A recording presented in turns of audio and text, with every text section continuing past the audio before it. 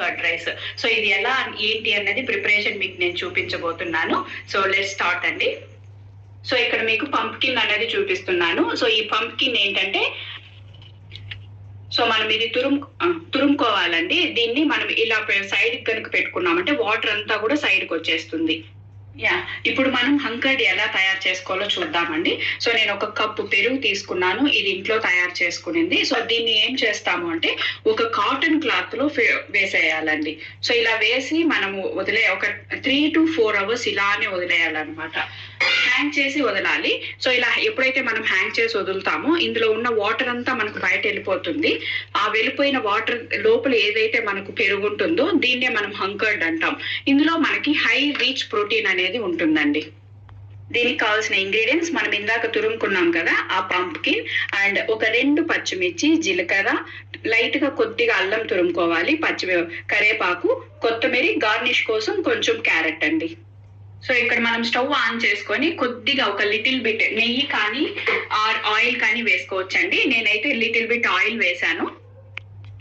Oil heat అయిన తర్వాత కొంచెం జీలకర్ర, ఇలాగ తురుముకున్నాం కదా, అల్లం, కొద్దిగా పచ్చిమిర్చి అండ్ కరివేపాకు వేసుకోవాలండి.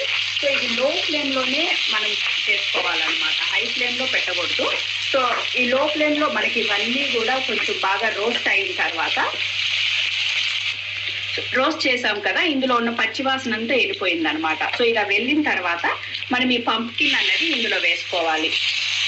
సో ఇది బాగా గుర్తుపెట్టుకోండి, లో ఫ్లేమ్ లోనే ఉంటుంది. సో లో ఫ్లేమ్ లో ఒక 2 minutes వరకు మనం రోస్ట్ చేసుకోవాలండి. ఓకే, తీసుకో.